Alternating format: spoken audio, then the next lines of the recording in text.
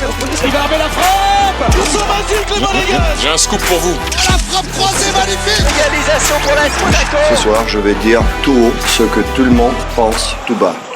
Radio Diagonale, la web radio 100% rouge-blanche. Eh bien, bonjour, bonsoir à toutes et tous. On se retrouve pour un nouveau débrief de la 8e journée de Ligue 1. Monaco recevait au Louis II le LOSC après cette trêve internationale. Monaco n'a pu faire mieux qu'un assez triste 0-0. Et avec moi pour débriefer cette rencontre, je serai avec Adrien et Quentin. Bonsoir messieurs. Salut à tous. Qu'est-ce qu'on est heureux de retrouver la Ligue 1 après s'être fait chier pendant cette trêve internationale. Franchement, parfait. J'ai regardé aucun match. L'équipe de France, je t'avoue que surtout pour ce type de match qui n'ont aucun intérêt, je passe. J'ai vu aucun match de l'équipe de France. Ouais, et puis même match tout court, parce que les autres ne m'intéressent pas non plus des masses. En tout cas, je remarque qu'on est du coup la même équipe que face à Zagreb, donc on est l'équipe des nuls. Il va peut-être falloir, des nuls, des matchs nuls. C'était formulé assez bizarrement.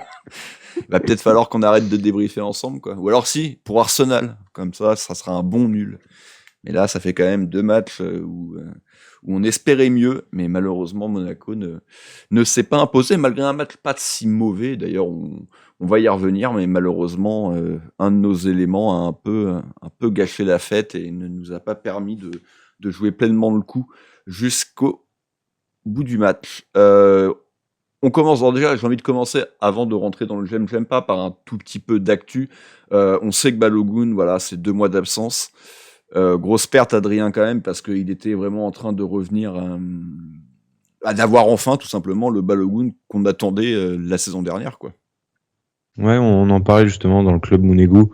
Ouais. Effectivement, grosse perte, on n'avait pas la date officielle, la durée, officielle, mais voilà, 2 mois. 2 mois avec 2 attaquants. Le cumul des buts à eux deux, c'est 1.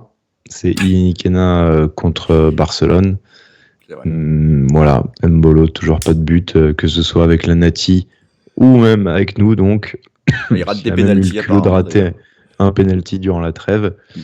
Donc voilà, on va tourner avec 2 numéros 9 qui mettent pas un pied devant l'autre. Alors, la Ligue 1 s'arrête le 15 décembre avant de reprendre début janvier, donc à voir si on va revoir Balogun sous nos couleurs avant 2025, parce que 2 mois, mais si c'était à date, ça fait un peu court, mais si c'était à partir du moment de sa blessure, on peut espérer qu'il sera de retour plutôt vers début, en tout cas vers le 5-6 décembre, et que donc il pourrait disputer les 2 dernières rencontres de l'année. On verra d'ici là. Autre blessure, Quentin, celle-là, elle a eu lieu mardi soir, si je ne dis pas de bêtises. Salissou en sélection. Pour le coup, je n'ai pas l'impression qu'on ait encore de durée. J'ai cherché sur Internet. La seule info, c'est qu'il était en dédicace ce soir au Louis II. Voilà. Mais bon, c'est quand même une assez grosse perte, même si en défense, on est plutôt armé. Ouais, on a encore des solutions, donc on va dire pas de... Voilà, c'est pas alarmant, pas de souci, pas d'inquiétude, je pense à ce niveau-là. Effectivement, en plus, s'il est en dédicace, c'est pas qu'il est en fauteuil roulant, quoi. Donc, on devrait le revoir, je pense, assez vite. Mais ouais, ça fait quand même poser question sur ces matchs internationaux là qui vont nous amener des blessures de plus en plus, peut-être à l'avenir, avec la recrudescence des matchs et surtout les internationaux qui viennent se déplacer, on sait pas trop où dans le monde, un peu partout, on va dire. Mais bon, là, on a des Minamino, par exemple, qui étaient là, de retour, en forme, visiblement. Je sais pas trop comment ils gèrent un peu ça, mais bon, en tout cas, là, on a deux nouveaux blessés, quoi. Ouais, c'est vrai qu'on a pas mal d'internationaux, même si c'est dans aucun pays majeur, mais on en a quand même à droite à gauche qui étaient sollicités, plus certains avec les équipes jeunes, donc à voir. Mais ouais, Salissou, voilà, on va en parler, mais forcément, là, en plus, va y avoir la suspension de Jordan Tézé qui risque de prendre plusieurs matchs, donc on peut espérer que Salissou revienne vite, parce que pour le coup, là, il va commencer à y avoir un petit souci, en tout cas pour la rotation. Le match, messieurs, j'aime pas, Adrien, je te laisse commencer. Non, alors ce que j'ai aimé, c'est vraiment le comportement de l'équipe en première mi-temps sans ballon, c'est ce pressing harassant, terrassant même pour les Lillois. Ils ont pas respiré. C'est très énergivore, mais je trouvais que justement que on a su maintenir ça quand même pendant une très très longue durée et quasi sur toute la première période à gêner les relances, à récupérer très haut les ballons. Voilà, ça c'est vraiment ce qui m'a plu sur ce match. Mon j'aime pas, c'est l'équipe de Lille. C'est une petite équipe de Lille. En tout cas, on les a fait passer pour un petit club de Ligue 1 et j'avais l'impression de voir le Lille des Christophe Galtier avec. On s'est souvent fané des champions, quand même. des 0-0 contre Lille, surtout au Louis II historiquement. C'est souvent arrivé. Voilà, donc bis repetita. Ouais, je suis vraiment déçu. Même lorsqu'ils étaient en supériorité numérique, on n'a rien vu. J'ai pas vu un arrêt de Maïchki. Enfin bon, voilà, c'est vraiment ça l'équipe. Voilà.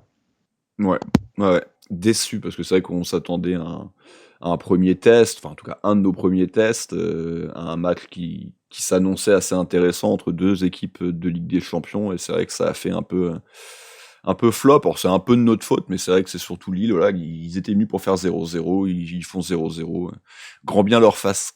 Quentin, j'aime pas. Ouais, bah moi, du coup, s'il fallait se réjouir du coup de quelque chose, bah, c'est aussi qu'on perd pas ce match, hein, forcément. On prend un rouge. Effectivement, tu t'en as parlé. Ils ont pas voulu appuyer sur l'accélérateur du côté de Lille. Il y a beaucoup d'équipes qui l'auraient fait et qui auraient pu nous faire mal. Mais pour le coup, bah, on va prendre ce point et on se dira peut-être dans l'avenir que c'était un bon point. Mais bon, au moins, on n'a pas perdu ce match. Mais effectivement, bah ouais, je vais revenir sur le pressing. Je suis assez d'accord avec ça. On est quand même une des équipes qui presse le mieux en Ligue 1 et on a vraiment cette sensation de se faciliter, en tout cas, les débuts de match. Alors, est-ce que ça fait mouche? Pas tant que ça, on va dire au début. On va dire que là, depuis le début de saison, on n'a pas beaucoup de moments où on se facilite les matchs et on marque très tôt un but. Mais on voit quand même qu'on domine la plupart de ces matchs et qu'on arrive quand même conquérant dans ce genre contre ce genre d'adversaire qui plus est, voilà, joue la Ligue des Champions, joue le haut de tableau a priori. Et voilà, donc du coup, on est quand même, on assume notre rôle de leader de Ligue 1 et on continue dans cette optique-là. Malheureusement, ce que j'aime pas du coup, c'est qu'on n'a pas su gagner ce match. Et pourquoi? Parce que il y a eu un coaching peut-être un peu défaillant, il y a eu un Thésée qui était clairement qui fait un très mauvais match et qui le paye en plus d'un geste complètement inutile et qui fait plomber l'équipe. Et quand je parlais du coaching, c'est surtout cette sortie de Thésée qui aurait pu être du coup faite avant qu'il prenne ce rouge. Peut-être aussi des entrées trop tardives ou des sorties trop tardives de certains joueurs, comme Minamino qui était un peu en deçà, comme une entrée trop tardive de Akliouche qui nous a fait beaucoup de bien et qui aurait pu faire débloquer ce match malgré l'infériorité numérique en plus. Donc on est habitué à un bon coaching depuis le début de la saison et je pense qu'Hutter était pas mal récompensé, notamment dans les notes, etc. à chaque fois dans les différents médias. Là, je trouve qu'il a pas su gérer ce match de la bonne manière. Il y a Lens en erreur de coaching. On le voit, ça paye, hein, ça paye direct. Ouais, ça coûte en tout cas. Ouais, pour des raisons différentes, mais ouais, je suis assez d'accord. Ouais, moi, mon j'aime, c'est globalement la solidité défensive. Alors, on l'a dit, malgré tout, c'est vrai qu'on est tombé face à une équipe lilloise qui s'est pas beaucoup projetée, qui a pas beaucoup pressé. Mais c'est aussi, je pense, parce que maintenant, on est une équipe qui fait peur défensivement et les équipes savent que maintenant on est solide et qu'on est plus difficile à prendre en compte, alors qu'avant, quand même, c'était aussi un peu souvent ce dont on avait droit sur les dernières saisons, hein. Un peu moins l'année dernière, mais on savait que Monaco, il fallait les attendre et que de toute façon, il y aurait un contre et que la défense serait complètement aux abois, prise de vitesse complètement désarçonnée. Et ça n'a pas été le cas. Donc voilà, à l'exception d'une situation un peu intéressante en début de match pour Jonathan David, globalement, on a fait preuve d'une grande maîtrise et même en infériorité numérique. Et mon j'aime pas, ouais, c'est ce que tu disais, Quentin, c'est vraiment sur le coaching. Vous en aviez parlé, je crois, pendant le CM, qu'il n'hésitait pas de temps en temps à faire des changements en sortant certains joueurs à la mi-temps. L'exemple qui était donné, c'était déjà celui de Jordan Taizé. Fallait pas hésiter à le refaire, quoi, parce que moi, très honnêtement, j'ai pas trouvé qu'il a été mauvais jusqu'à son occasion ratée, en fait. Je trouvais qu'il faisait le taf défensif et que, voilà, il apportait pas grand-chose, mais pas spécialement envie de le mettre dans les flops. Et puis déjà, il y a cette première grosse situation ratée, il y a cette faute, et qui a quand même un jaune très orangé. Et voilà, il faut pas prendre de risques, il faut le sortir. En plus, t'as Vanderson qui est là, qui est sur le banc, qui certes avait fait 90 minutes avec le Brésil quelques jours plus tôt, mais au pire, t'as la solution de décaler Singo pour faire rentrer un Mawissa. Enfin, des solutions que t'en as. Et il a pas fait ce choix-là, et voilà, il y a eu ce risque, et malheureusement, Taizé a fait cette faute incompréhensible. Et après, à partir de là... il a choisi Diatta, en plus. Il a choisi Diatta, oui, et en plus il choisit Diatta pour continuer d'avoir quand même il sent que Lille n'est quand même pas très offensif, donc il se dit qu'il laisse un joueur un petit peu hybride, et d'ailleurs au final ça n'a pas été un mauvais choix, mais à partir de là le coaching en fait il vaut plus grand chose parce que tu peux plus faire les changements que tu as prévus. Globalement ce qui était annoncé à la mi-temps c'était Vanderson, Akliouche et Mbolo à l'échauffement. Je pense que dans sa tête c'était les 3 changements qu'il allait faire. À partir du moment où il y a le rouge, tout est un peu chamboulé, tu joues plus avec le même système, donc je suis moins sévère sur le reste de son coaching, mais voilà, c'est vraiment le fait d'avoir peut-être un peu trop tardé, et ce coup-ci, de pas avoir pris la responsabilité de sortir un joueur qui était un moyen et deux qui avait pris un carton jaune, encore une fois, pour une très grosse faute. Donc souvent les arbitres à la mi-temps, il voit ce qui s'est passé en première mi-temps, il a vu que la faute était très grave, donc la moindre faute un peu limite, la sanction serait tombée. En l'occurrence, il a même pas eu besoin d'attendre une petite faute, puisqu'il lui a mis un rouge direct, puisque c'est clairement un attentat. Mais voilà, je trouve que il s'est un peu trompé sur ça, et voilà. Le fautif numéro 1, c'est évidemment Jordan Taizé, il n'y a pas de souci dessus, mais Hutter a, je pense, un peu tardé à faire ce changement. Le 11, messieurs, Salissou, on l'a dit, blessé, Balogun, blessé. À part ça, c'était 4-2-3-1 assez attendu, je pense. Adrien, voilà, t'avais Akliouche sur le banc, Vanderson, je l'ai dit, qui revenait tout juste de 90 minutes dans l'Amérique du Sud. Est-ce que vraiment tu t'attendais à une autre compo ? Non, puis n'ayant plus que deux attaquants, tu pouvais être certain d'avoir un schéma à une pointe, quoi. Il y avait peut-être un petit doute si ça allait être un 4-2-2-2 avec Minamino qui allait tourner autour peut-être d'Ilini Kenin, mais on est resté sur le 4-2-3-1 qu'on voit dernièrement avec Hutter, ouais. Ouais, je notais que Hutter n'a pas pris d'attaquant suppléant comme on aurait pu, comme vous l'avez évoqué d'ailleurs dans le CM, des attaquants de l'académie, du centre, de ce qu'on veut, quoi. Hein, les bails. Bref. Mais oui, on était sur deux attaquants dans le groupe, donc forcément, on attendait une pointe obligatoirement, ça c'est sûr. Il n'est pas là, pourquoi tu viens remettre 100 balles etc. Par contre, il y a quand même la première de Majewski. Pardon. Hutter avait levé le doute là-dessus en conf, mais voilà, c'est le premier match cette saison, en match officiel pour notre portier polonais, qui retrouve donc les cages et exit l'intérimaire Keun. C'est quand même plutôt de la bonne nouvelle. C'est vrai que j'ai complètement zappé parce que j'étais focus sur les joueurs de champ.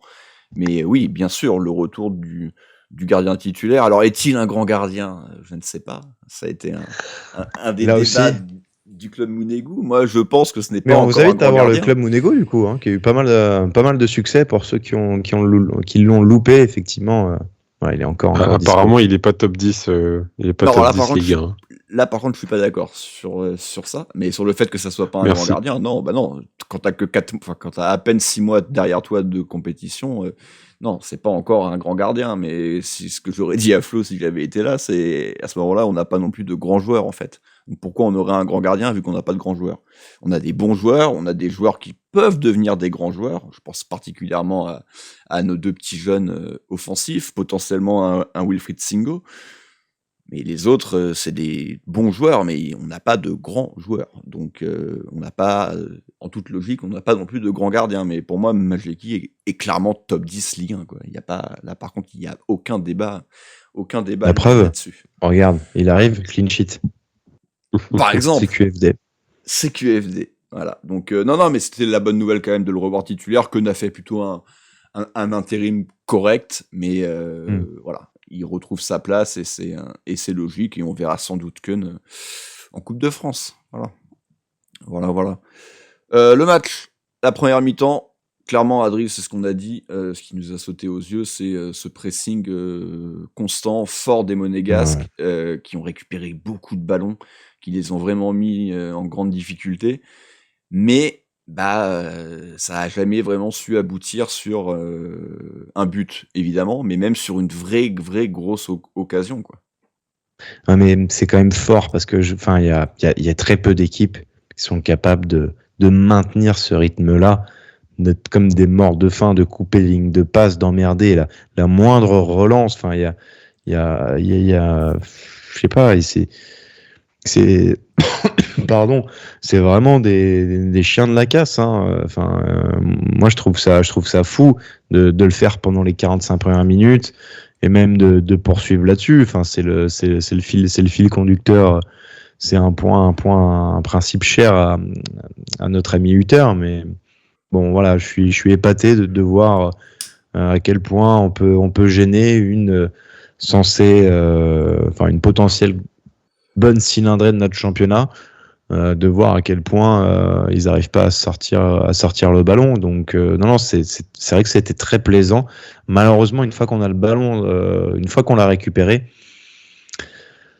on n'arrive pas vraiment à se mettre dans de très bonnes situations. Il y a beaucoup de touches de balles, que ce soit Golovin, Ben Seguir évidemment, qui va tenter, provoquer beaucoup, mais voilà, ça se traduit pas vraiment par de très grosses situations, si ce n'est finalement, encore une fois, suite à une récupération haute, si ce n'est celle donc de Thésée. Et c'est bien dommage que ce soit notre latéral droit qui se retrouve dans cette position-là. Justement, on n'a pas réussi à se mettre dans une bonne situation. Pardon ? Non, je dis, si c'est Vanderson, j'aurais été un peu plus confiant dans la finition. Bon, Thésée avait déjà marqué cette saison, mais bon, je vous invite à revoir son but. Voilà, il avait juste, je crois, à la pousser au fond. Bon, là, en même temps, si je peux revenir sur la passe de Minamino qu'il lui fait, elle est vraiment un peu dégueulasse. C'est une passe dans les genoux quasiment à mi-hauteur. Enfin, il aurait dû la laisser au sol. Alors Thésée se l'emmène quand même super bien finalement, mais ensuite c'est la finition qui laisse clairement à désirer. Donc voilà, c'est le petit regret finalement, c'est que on récupère super haut, il y a de la projection un peu partout, mais en fait c'est pas notre attaquant, c'est pas nos deux offensifs qui se mettent dans cette situation de frappe, ouais. Et moins de réussite aussi sur les coups de pied arrêtés. J'ai quand même en mémoire une frappe de Ben Seguir assez rapide qui passe au-dessus du but. Pareil, encore une fois, c'est sur un ballon récupéré haut. Après, c'est vrai que les autres frappes, que ce soit par Golovin, c'est pas des frappes très dangereuses. Ça, le coup franc de Caio Henrique, qui a le mérite d'être cadré, mais bon, voilà, qui est clairement pas suffisamment dangereux pour gêner le portier lillois. Mais c'est vrai qu'il n'y a pas grand chose d'autre. Après, oui, juste pour parler des coups de pied arrêtés, ça a été dit, sur DAZN, on marque 33% de nos buts sur coup de pied arrêté. Et pourquoi ils ont fait en première mi-temps au moins 3-4 corners à 2? Arrêtez avec vos conneries. On a des super tireurs. D'ailleurs, en seconde mi-temps, une de nos plus grosses occasions, la tête de Wilfried Singo, c'est sur un corner tiré direct, quoi. Je comprends pas là, cette manie de tirer les corners à 2, de se compliquer la vie. Donc voilà, c'est une de nos vraies forces. Utilisons-la jusqu'au bout. Quentin, sur cette première mi-temps, est-ce que tu as quelque chose à ajouter ? Ouais, bon, enfin, c'est comme pour rebondir à ce que tu disais, c'est vrai que c'est le genre de match où on doit marquer, en tout cas avec une occasion, une demi-occasion, ou genre un coup de pied arrêté et se mettre à l'abri. Effectivement, on n'arrive pas à le faire et on sent aussi un peu de frustration enfin, surtout vers la fin de la mi-temps où on n'arrive plus trop à avoir des occasions et à surtout finir par une frappe au moins les occasions. Et c'est ça que je retiens aussi, donc mis à part qu'effectivement on a cette frappe de Thésée qui passe à côté. Derrière, je trouve qu'on n'a pas beaucoup de situations où on arrive à se mettre vraiment face au but ou même dans la surface et à pouvoir déclencher une frappe. Et c'est ça aussi qui peut nous embêter un peu même à l'avenir, c'est qu'on n'arrive pas au moins à se procurer une occasion qui peut aboutir à une frappe. Et donc là où j'attends des joueurs comme Golovin, comme un Kliouche s'il avait été là, ça aurait été de déclencher ce genre de frappes qui peuvent faire mouche à l'entrée de la surface et pas faire des gris-gris ou des incursions sur les côtés pour la passe qui tuera tout ou alors le centre au second poteau. Enfin voilà. Il y a eu beaucoup de centres, beaucoup de déchets à ce niveau-là, et je me dis que parfois il faut juste frapper et essayer de pouvoir se créer ce genre d'occasion. Après, on avait un bon gardien en face, mais on sait très bien que ça peut quand même passer. Donc ouais, c'est un peu ça la frustration que je pouvais avoir en cette première mi-temps, mais globalement, on en ressort quand même largement dominateur et on a quand même un peu espoir pour marquer ce but dès la seconde période, quoi. Ouais, on en ressort dominateur. Clairement, le jeu penche à gauche, du côté Ben Seguir ou Golovin, parce qu'ils ont un petit peu alterné tous les deux. Et donc, Caio Henrique, c'est vrai que beaucoup moins de choses positives à droite, et on y reviendra de toute façon sur les flops. Thésée, Minamino, c'est pas les hommes du match, ça c'est clair et net. Voilà. Après, il y a une autre grosse occasion, c'est vrai j'en ai parlé quand j'ai parlé du coup franc de Caio Henrique, mais quand Ben Seguir peut se retrouver en position vraiment intéressante de face à face avec Chevalier, et il y a cette grosse faute de merde, comment il s'appelle ? Boadi, c'est ça ? Je sais plus qui c'est qui fait la faute. Ouais, mais c'est leur jeune milieu là, Boadi ou je sais pas. Ah, c'est Boadi. Je crois que c'est Boadi, mais j'ai un petit doute. Mais je sais mais au niveau du nom. Mais voilà. Et il y a carton jaune. Il y a carton jaune logique parce qu'il est pas non plus complètement dernier défenseur, mais très clairement là, Ben Seguir allait se procurer une grosse situation et potentiellement mettre un point pas final, mais en tout cas un premier vrai gros quart d'heure de sa part. Bon, malheureusement, il y a faute et il y a ce coup franc. La seconde mi-temps, Adrien, pour le coup, je trouve qu'on repart mieux, parce que là, je trouve que là, on va avoir plusieurs situations vraiment en seconde mi-temps, contrairement à la première. Étonnamment, on va moins la dominer, même à 11 contre 11, je parle. Je trouve que c'est un peu plus... On les laisse potentiellement peut-être un peu plus respirer, je trouve qu'ils jouent un peu plus chez nous.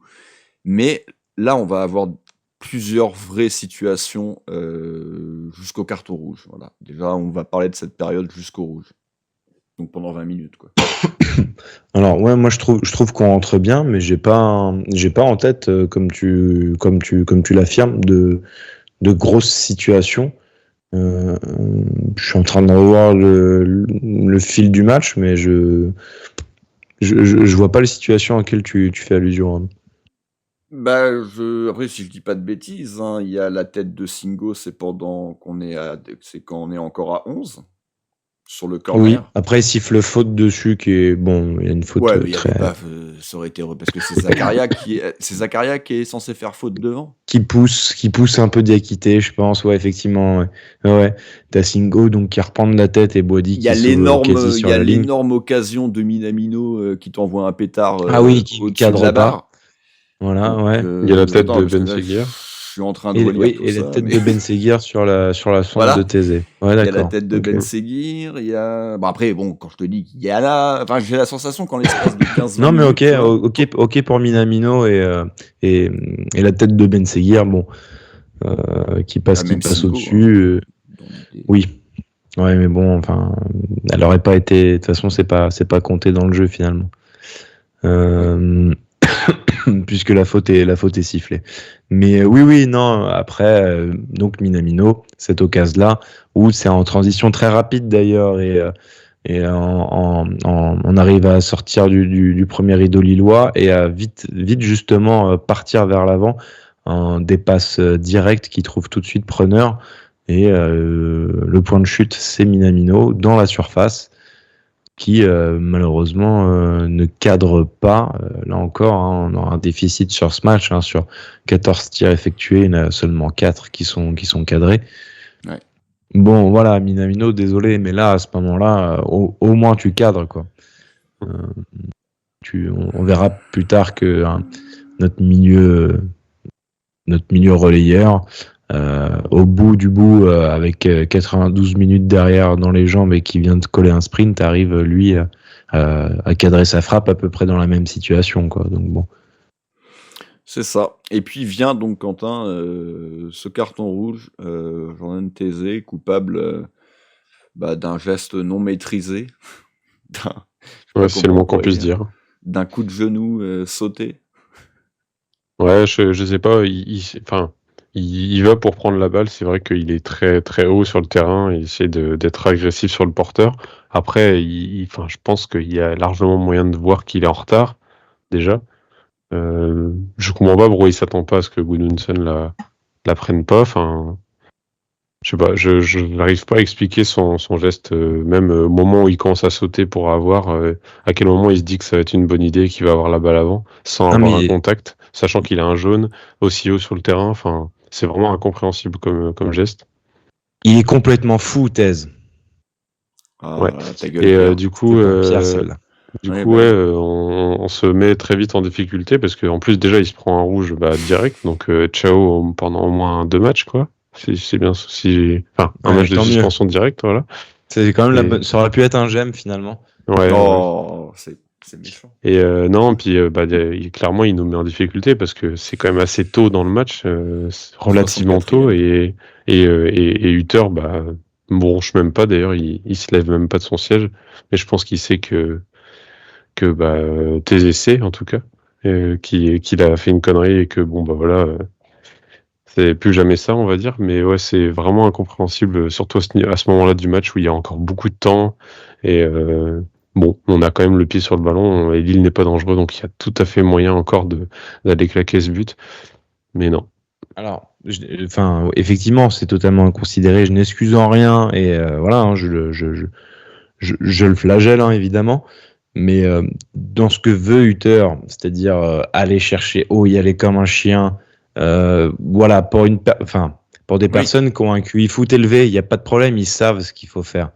Mais là, en l'occurrence, pour Taizé, je pense que quand même avec le Taizé, c'était un peu différent, mais en tout cas, il n'a pas cette intelligence de jeu. C'est sûr que là il s'est livré comme un dingue et il savait que s'il faisait pas la faute derrière ça pouvait être dangereux, mais tu fais pas une faute kamikaze comme ça c'est sûr, parce que d'ailleurs ça lui a valu le rouge direct, il y a même pas de second jaune, voilà, tu l'as bien dit. Mais voilà, je le redis, Hutter demande à ce qu'on aille chercher très haut, à être des morts de faim. Et voilà, en fonction de tous les joueurs n'ont pas la même clairvoyance. Et là, on a bien vu que Taizé, il lui manquait une case pour pas mal de choses. Ouais, non, mais c'est clair, c'est sur la ligne de réparation de Lille. C'est vraiment à 80 mètres de notre but. Et puis encore une fois, c'est un rouge direct, ça se passe pas au sol, donc il y a quand même plein d'éléments qui font que c'est vraiment une faute assez incompréhensible. Tu vois, c'est pas comme en première mi-temps, une semelle, ça aurait été un rouge pareil, mais là c'est quand même un geste que tu vois assez rarement aussi, dans cette position-là sur le terrain, donc en tout cas ça fait mal, très clairement. Voilà, on est tous en train de se dire, on est en train de dominer. Akliouche va rentrer, Vanderson va apporter un peu de jus sur son côté. Mbolo, on est d'accord, il fout pas un pied devant l'autre, mais peut-être enfin c'est lui qui va être le sauveur. Et puis ça fout un peu tout en l'air. Après, moi, au bout de ce que je me suis dit aussi au fond de moi, c'est peut-être que Lille va également un peu plus s'ouvrir. Est-ce que ça a vraiment été le cas? On pourra toujours pas du tout. Mais bon. Juste pour terminer, enfin, c'est vrai qu'au final, Thèse, moi, le rouge en première, je l'aurais sorti. Enfin, j'aurais été à la VAR, j'aurais demandé. Moi, je pensais déjà qu'il allait prendre rouge en première mi-temps. Ça aurait pas été scandaleux. Hein. Ça aurait pas été scandaleux, mais pour moi, c'est pas suffisamment haut pour mériter rouge direct. Mais après, s'il y est, je crie pas non plus au scandale. Hein. Mais donc, on voit très clairement que c'est un joueur très maladroit finalement dans ses interventions. Avec ballon, enfin quand il veut attraper le ballon. C'est pas vraiment des interventions défensives, c'est plus il essaie de prendre possession du ballon, bref, ouais. Je pense que là on va plus beaucoup le voir et que notre fameuse émission prono et catégorie pire recrue. Ouais, on était pas mal à l'avoir mis. Il a pris énormément d'avance quoi, parce que les autres recrues sont soit bonnes, je pense à Camara, soit assez intéressante comme il est Nikena. Bah là, je pense malheureusement pour lui, la première fois qu'il a été titulaire, ça n'avait pas été bon, sorti à la mi-temps. Là, encore une fois, je trouve que c'était pas dégueulasse, mais c'était pas non plus génial. Et puis il y a le gros raté, il y a 2 énormes fautes, là il va prendre 2-3 matchs. Ouais, à ce poste-là, on a Vanderson, on a Singo.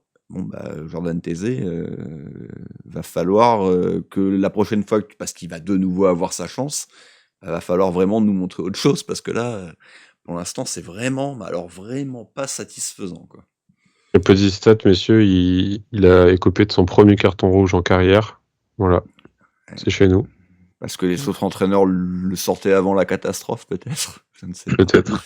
Et il n'est pas habitué au carton jaune. Habituellement, il en prend plus 4 par saison. Il en a 3 chez nous, non ? Et là, il en a. Non, là, il a 1 carton jaune. C'est déjà pas mal. Il a pris qu'un seul carton ? Peut-être en Ligue des Champions, il en a pris, mais je pense pas. Je croyais qu'il en a. Je pensais qu'il a qu'un seul. Okay. Non, j'étais persuadé qu'il avait pris un jaune, moi, dans sa première mi-temps. Quand il sort à la mi-temps. Et en fait, je crois qu'on m'avait déjà dit sur le moment que c'était pas lui. Donc du coup, ça vient peut-être de là aussi. T'as peut-être la même impression que moi. En tout cas, la dernière demi-heure. Donc bon, alors on l'a dit tout à l'heure rapidement, mais c'est Crépin donc qui rentre au poste de Jordan Thésée. Minamino fait un peu les frais de ça et Mbolo remplace Iden Nikena. Voilà. Donc en fait, le changement c'est Crépin pour Minamino qui avait pas été bon. En tout cas, insuffisamment bon pour mériter de rester sur le terrain. Et bon, 9 pour 9, il est Nikena, pas inintéressant, mais peu servi. Une nouvelle fois, de toute façon, pour nos 9, hein, c'est quand même un mal malgré tout qui reste. Et donc Mbolo qui le remplace. La dernière demi-heure, messieurs, Adrien, je te laisse en parler, on l'a dit. Au final, à 10 à 11, est-ce qu'on a vraiment vu une grosse différence ? Lille va mais vraiment un tout petit peu accéléré. On a moins pressé surtout. En fait, la vraie différence, elle est là en fait. Et en fait, j'allais dire Lille, enfin Chevalier s'est mis à jouer plus rapidement les 6 mètres. Bon, déjà, c'est vrai qu'ils traînaient un petit peu, hein, mais ils étaient tellement gênés en fait qu'ils savaient même pas comment ressortir. Et il a essayé d'allonger 1 ou 2 fois, mais sans grand succès. Donc là, ils avaient quand même plus de possibilités de repartir. Plus rapidement depuis leur ligne défensive. Bon, c'est ce qui a été fait. Mais pour autant, voilà, ils n'ont pas véritablement existé. Il n'y a pas une occasion, il n'y a pas une situation. Il y a une frappe de Zegrova qui n'est pas cadrée, mais de loin, parce que c'est aussi un aveu d'impuissance. Ils n'ont pas réussi à créer le décalage et à bénéficier finalement de cette supériorité. En tout cas, elle ne s'est pas du tout traduite. Et leur comportement n'a pas considérablement changé suite à ce fait de jeu quand même, enfin à ce fait de match qui normalement doit permettre à un prétendant de montrer peut-être son vrai visage, et ça n'a pas été le cas. Et nous on va quand même se créer finalement encore une très belle occasion par l'intermédiaire de Diatta après un centre, je sais plus qui fait le centre justement. Et ça atterrit un peu par chance au second poteau où lui est dans la bonne zone pour récupérer, mais là encore il ne cadre pas, et donc là encore c'est notre latéral droit qui se retrouve en situation plutôt confortable. Malheureusement ça va pas au fond. Ouais, il la joue. Je trouve que son geste est le bon parce qu'il la prend vraiment de première intention. C'est ce qu'il faut faire. au moins lui, il n'hésite pas, il ne tergiverse pas, mais c'est vrai que par contre, ça s'envole un peu au-dessus de la barre. J'avoue que j'essaie de retrouver, mais bon. Pour le centre. Ouais, pour le centre de qui fait quoi, mais bref, peut-être que je retrouverai. Donc ouais, Quentin, ouais, ce dernier quart d'heure, pardon, il y a évidemment cette énorme occasion de Brel Mbolo qui de toute façon aurait été revu et annulé sur hors-jeu. Mais ça montre malgré tout quand même à quel point il est pas du tout en confiance, quoi. Il fait une entrée sur son premier ballon, il fait quelque chose d'assez intéressant. Il se la joue un peu tout seul dans la surface, mais il arrive à éliminer un ou deux joueurs. Au final, c'est Alexandro qui arrive au dernier moment à bien défendre sur lui. Mais voilà, tu sens qu'il y a un peu d'envie, il y a une l'envie de faire quelque chose, de bousculer un peu les lignes, mais par contre, ouais, rater ça à 50 cm du but. Alors après, je l'ai pas dit dedans, mais j'aime pas, mais la pelouse, ça va être un vrai problème. C'est pas possible quand t'es Monaco, quand t'as une équipe qui se veut technique, qui se veut de jouer au sol avec des joueurs fins techniquement, de jouer sur des pelouses, de jouer sur une pelouse, aussi dégueulasse. Mais bon. C'est vrai que si la moitié de la saison, la moitié des matchs de la saison, on se tape celle-là, ça va être un peu compliqué. Ouais, c'est pas possible. Mais ouais. Et effectivement, pour revenir sur ce que tu disais, Mbolo qui est quand même en sacré manque de confiance, même si comme pour moi quand il est rentré, il a tout de suite mis le ton et pour moi il me paraissait être en jambes. Et ouais, c'est un peu dommage de le voir aussi. Enfin, c'est même assez triste de le voir aussi peu en réussite. Et on espère évidemment que ça va changer, mais bon, de toute façon, pas de regret, comme on disait. Moi, j'espérais en tout cas que ce soit hors jeu au moment où c'était revu, parce que franchement, on aurait regretté ça, clairement, on s'en serait rongé tout ce que vous voulez. Mais ouais, donc du coup, plusieurs occasions qui viennent d'ailleurs de Akliouche, qui, dès sa rentrée, va se mettre en évidence, nous mettre au moins 2 ou 3 occasions avec Mbolo et avec Zakaria ensuite en toute fin de match. Et d'ailleurs, il rentre un peu du côté droit qui était vraiment un côté où on faisait rien clairement. Et alors, je sais pas si c'est les joueurs du coup qui étaient pas bons de ce côté, mais en tout cas, on n'y penchait pas du tout. Le jeu n'y était pas. Et c'est quand Akliouche a pris ce côté qu'on a pu déjà se procurer ce genre d'occasion. Donc, on aurait bien aimé le voir plus tôt, effectivement. Et Lille, oui, donc qui est complètement apathique, qui fait même rentrer Mohamed Bayo en tant qu'ailier droit. C'est assez catastrophique. Mais bon, pour le coup, on n'est jamais inquiété.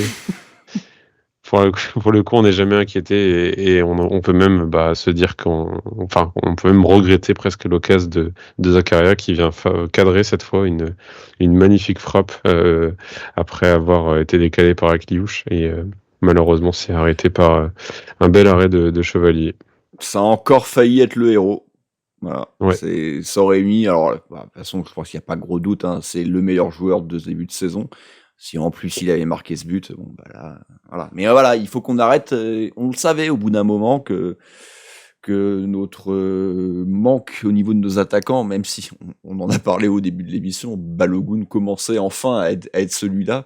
Malheureusement, on l'a pu. Donc le problème est de nouveau là. Et voilà. Et on a souvent été sauvés par nos joueurs défensifs, parce que je compte même pas les milieux offensifs qui ont marqué des buts, mais voilà, Lamine Camara a marqué des buts, Montpellier évidemment, Zakaria a marqué des buts, Kerrer a marqué des buts. Alors en plus, on parle de mecs qui sont tous à 2 buts, quoi, donc c'est pas rien, quoi. Donc voilà, ce coup-ci, malheureusement, ça n'a pas suffi, et donc Monaco fait 0-0, risque de perdre quand même la première place, puisque le PSG, en cas de succès face à Strasbourg, nous repassera devant, vu qu'ils ont une bien meilleure différence de but. Là, pour Strasbourg, je crois qu'on peut dire équipe en forme de ce début de saison. C'est vrai. Là je crois que ça passe, là. C'est pas faux. Strasbourg est plutôt pas mal. Ils ont 10 points. Voilà. Donc Monaco a donc 20 points, ce qui reste évidemment un très bon total. Et ce match nul n'est pas catastrophique, loin de là. Mais plus 10 de goal average, plus 15 le PSG. Donc voilà. Le PSG risque de nous repasser. C'est le premier 0-0 de la saison et le premier match où on n'inscrit pas de but finalement. C'est vrai. C'est vrai, ouais, je sais pas, faudrait regarder quand ça remonte, la dernière fois qu'on n'avait pas marqué. Ouais. Là, comme ça, je l'ai pas là. Non, mais moi non plus, hein, mais c'était la petite stat. Pas de débat ce soir parce que pas grand chose à dire, à moins que vous ayez quelque chose en tête, mais honnêtement pas grand chose. J'ai pas grand chose en tête. Le dernier match où on fait 0-0, où on ne marque pas, c'est un 0-0, c'était contre le Paris Saint-Germain le 1er mars de cette année. Ah ouais, quand même, ouais. Ok. Voilà. C'était le débat. C'est fait. Merci. C'est fait. Les tops et les flops pour terminer cette émission. On va commencer par le flop parce que c'est une évidence pour tout le monde. Jordan Taizé qui se lance. On en a quand même beaucoup parlé, donc en fait je crois qu'il n'y a pas grand chose à rajouter. Mais je pense qu'il n'y a pas grand chose, ouais. C'est le flop, il va prendre son 2 dans l'équipe et son 3 dans Nice Matin, parce qu'ils sont toujours un peu plus généreux, Nice Matin, de manière générale en tout cas. Et dans la diagonale, il va se prendre 1. Ah, je sais pas, la diagonale, c'est quoi ? Je connais pas la diagonale. C'est un site de pub, non ? C'est pas. Ça recense un peu toutes les pubs. Non, je crois que c'est ça. Mais bon, après, faudra en parler. À Damien.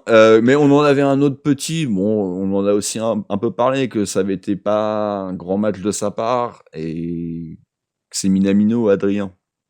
Ouais, on rappelle un meilleur joueur de la saison dernière, ou en tout cas, il était dans le débat. Je sais plus au final qui avait été élu, mais il était clairement dans le débat. Et là, on est un peu sur un entre-deux entre le Minamino saison 1 qui était catastrophique et le Minamino saison 2 qui était très bon. Là, je trouve qu'on est sur un entre-deux depuis le début de saison. Il y a eu des bonnes choses, évidemment, mais c'est moins régulier. Il y a eu ce match contre Saint-Etienne, en fait. Moi, c'est plutôt ce match-là que je retiens de lui, où il va marquer un but il obtient le rouge contre le Barça. Qui n'est pas valable. Il obtient un but, il marque un but qui sera refusé pour je ne sais plus quelle raison, et il met ce petit lob, sur l'Arsenal. Oui. Mais sinon, à part ça, je vois pas à quel moment dans la saison il a surrayonné, au-delà même peut-être décisif. Hein. J'ai pas souvenir. Puis là, Taizé, là où il sauve la balle de la sortie pour centrer, quoi. Ouais, ok. Il fait le centre pour Taizé quand il marque. Je disais que c'est quand même lui qui obtient le rouge face au Barça, qui est capital dans cette rencontre, qui quand même fait tourner le match. Ça vaut clairement un but. Mais par contre, oui, je suis assez d'accord pour dire que c'est pas... Et que ce soit puis là, sur ce match, on l'a dit, nos attaquants se mettent pas vraiment trop en situation, et lui l'occasion qu'il a, en tout cas, il ne cadre même pas, donc c'est dur. Moi, il y avait juste quelque chose de magnifique que j'ai trouvé, comme ce qu'il a fait, c'est sur le jaune que prend Alexandro en première période, où là, avec son jeu de corps, il fait une fin. Enfin, c'était vraiment très très beau à voir. C'est vraiment le seul truc que j'ai à dire sur Minamino aujourd'hui. Ouais, sur le côté, ouais. Ouais, et puis malgré tout, on parlait du fait que Monaco pressait énormément. C'est vraiment une des figures de proue de ça, parce qu'il a un énorme volume de jeu, donc il est important pour ça. Voilà. C'est un joueur qui, pendant 90 minutes, peut enchaîner les courses à haute intensité. J'ai rarement vu Minamino vraiment complètement cramé alors qu'il se donne énormément. Donc, mais voilà, c'est vrai qu'on aimerait en attendre un peu plus, qu'il soit décisif, tout simplement. Il l'a été contre Saint-Etienne, et très bien, mais ça serait bien que de nouveau, et d'ailleurs j'ai la même remarque à faire sur Golovin, qui est pas trop décisif depuis le début de saison, et on a besoin de retrouver un Golovin qui va nous apporter 2-3 fois dans la saison, clairement, les 3 points sur un but, sur un exploit. Pour l'instant, ça n'a pas été le cas. Les tops, Quentin, ton top Moi, mon top, c'est Ben Seguir. Voilà, on a quand même un joueur qui... Oui, de toute façon... alors, honnêtement, là, je regarde même les sites de notes, etc. Il est le pire après Taizé, donc dans les notes dans des joueurs. Oui, parce qu'il perd beaucoup de ballons. Voilà, ça reste un joueur qui quand même fait des différences et est très important, je trouve, d'un autre côté gauche. On n'a pas d'équivalent à ce joueur. Voilà, on a niveau création, niveau aisance technique, balle au pied. C'est sûr que on a un Akliouche un peu moins peut-être explosif ou un peu moins soyeux, mais c'est quand même cette force qu'il a de pouvoir se mettre sur ce côté gauche, faire tourner les reins un peu de ses défenseurs. Donc là, en l'occurrence, Thomas Meunier qui était quand même pas mal en difficulté. Après, cette capacité aussi qu'il a à être assez libre, à venir repiquer dans l'axe, combiner. C'est aussi ce qui peut m'énerver, ce que j'en ai parlé tout à l'heure, c'est que on combine un peu trop avant de frapper. Et lui, on veut pas lui reprocher parce qu'il en a mis quand même quelques-uns, des buts où il prend sa chance. Mais là, j'aurais voulu peut-être qu'il en mette un peu plus, peut-être. Hein. Voilà, c'est pour ça que je disais ça. Mais bon, ça reste mon top quand même. Hein. C'est quand même un joueur qui est très important dans le collectif et qui est surtout quasiment tout le temps titulaire et pour moi, qu'on doit pas changer. Hein. Sur le côté gauche, c'est lui qu'on doit cocher à tout prix. Au milieu, on pourra avoir ce débat Minamino, Golovin, le créateur, le pas créateur, le deuxième attaquant, tout ça. Et à droite, je te laisserai en parler au niveau de tes tops, Rome. Mais voilà, pour moi, à gauche, c'est lui à mettre et c'est très important d'avoir ce joueur en forme et en plus, de plus en plus, je trouve, physiquement aguerri. C'est-à-dire qu'il va pas être dans les duels non plus. On sait très bien que c'est une chips, hein, clairement. Mais derrière, il va quand même redoubler les efforts défensifs, redoubler les courses. Et ça reste un joueur qui est très compatible avec le jeu de 8 heures, je trouve, même au pressing, où il était assez présent. Et du coup, Ben Seguir est une chips, ça explique pourquoi Damien l'aime autant. Adrien, ton top? J'ai pas de top. Ah oui, c'est vrai. C'est vrai que t'avais pas de top. C'est vrai que t'es Monsieur Bougon ce soir. Monsieur n'a pas de top. Voilà, il prend le rôle de Quentin, c'est bien. Non, mais t'as le droit en plus, hein, parce que dans l'absolu, je suis pas non plus complètement. Quelqu'un du lot. Ouais. Je trouve qu'ils ont été globalement tous plutôt bons, parce que le match est pas mauvais, mais que voilà, encore une fois, on verra les notes, hein, mais je m'attends à avoir énormément de 5 en fait, tout simplement. Donc c'est pas non plus génial, peut-être 1 ou 2 6. Mais moi, j'ai envie de parler d'Akliouche. Voilà, pour le coup, moi, c'est mon chouchou avec Singo. C'est vraiment mes 2 joueurs préférés. Et je trouve que son entrée a fait énormément de bien. Qu'en l'espace d'un quart d'heure, en plus, on était à 1 de moins, mais il a été quand même beaucoup à l'origine de quasiment nos plus grosses situations, même du match. Il y a évidemment cette dernière là, ce contre qui se fait tout seul, hein, parce que c'est lui qui a l'interception, qui évite bien le défenseur au milieu de terrain pour vraiment partir vers le but lillois, et qui la donne parfaitement à Zakaria qui malheureusement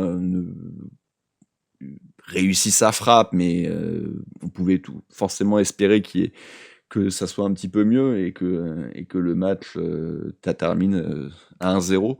Mais voilà, il a fait énormément de bien. Je comprenais qu'il soit pas forcément titulaire, parce qu'il faut aussi faire un petit peu de turnover. Mais par contre, voilà, c'est clairement un joueur qui doit être le plus souvent titulaire, et j'espère qu'il le sera ce mardi, je ne dis pas de bêtises, 18h45 en Ligue des Champions, et aussi parce que autant à gauche, Ben Seguir, potentiellement Golovin qui a quand même joué très longtemps, c'est des vrais bons éléments. Autant à droite, je trouve qu'il est un petit peu seul, et que Minamino, c'est pas là où il est le mieux, et qu'après tu as toujours la solution Crépin-Diatta, mais bon, voilà, on va pas en dire plus. Donc voilà, moi j'ai envie de noter cette entrée d'Akliouche, qui est évidemment très courte, mais en très peu de temps, il a montré toute sa classe, toute sa technique, et j'aime beaucoup ce joueur. Voilà, qui conclut ce débrief, et donc ce triste et décevant 0-0 au Louis II. On va conclure avec les petits pronos. Les pronos donc, qui avaient été faits pour cette rencontre, il y avait Damien qui avait dit carton jaune pour Zakaria. C'est un non, puisque seul Thésée a pris jaune et rouge ce soir. Pierre, c'était Pierre? Oui, Pierre. Oui, c'était la première de Pierre.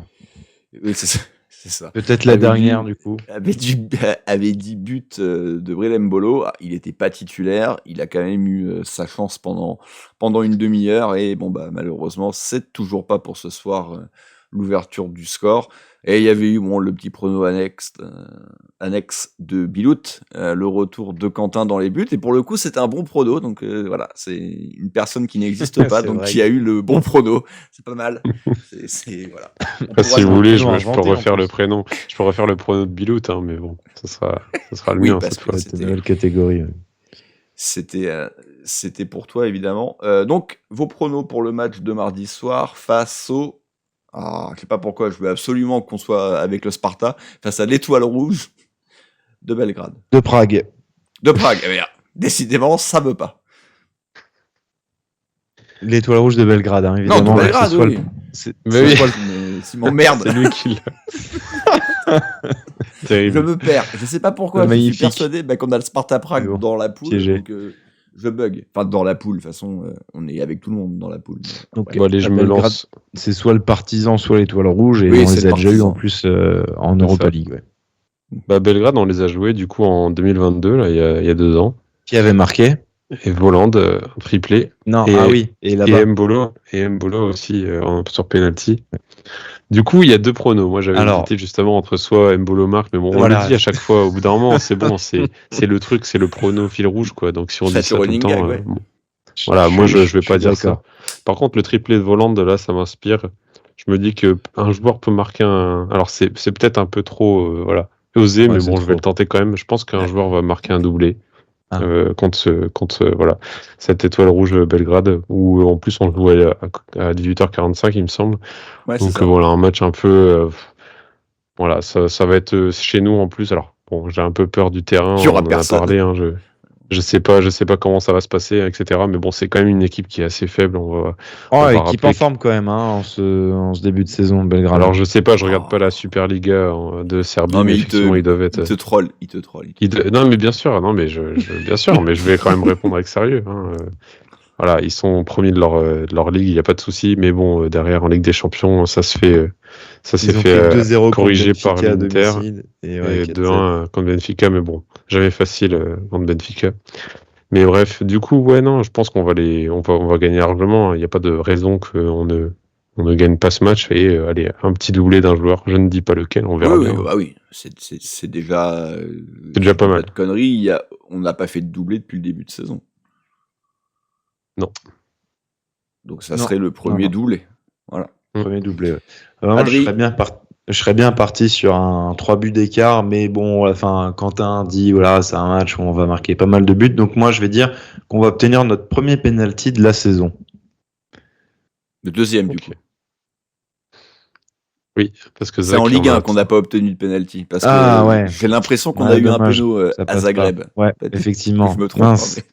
Du coup, mon prono est pourri. Donc, vas-y, je te laisse annoncer le tien, Rome. Je vais réfléchir en vite fait. Si je vais le flop. Oh, le flop.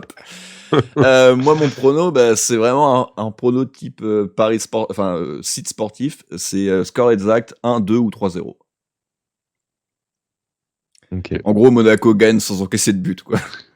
Ah, tu précises quand même qui gagne. Ok. Oui, 1, 2 ou 3-0. Ah oui, pour Monaco, oui. Oui, non, mais bien sûr. Mais parce que je ne vois pas au-delà des 3 buts, faut pas déconner non plus, mais plutôt que de dire Monaco sans encaisser de but, je dis 1, 2 ou 3-0. Et puis s'il y a 4-0, ça sera tant pis pour moi, mais ça sera, quoi qu'il arrive, une bonne nouvelle. Et but d'Akliouche, Rome, c'est ça? Non, j'en dis pas plus. C'est mon prono. Adrien. Ouais, on obtient un deuxième penalty alors, Adrien. Ouais, voilà, allez. Voilà, Monaco obtient un penalty. Marque sur penalty. Ça reste quand même dans ta logique. En tout cas, merci messieurs de m'avoir accompagné. Donc on se retrouve certainement mardi sur les coups de 23h minuit pour la publication de l'émission. Si du monde peut être dispo, mais je pense que ça sera le cas pour un match en semaine. Merci messieurs de m'avoir accompagné. D'ici là, portez-vous bien et Dagemunegu. Et bisous.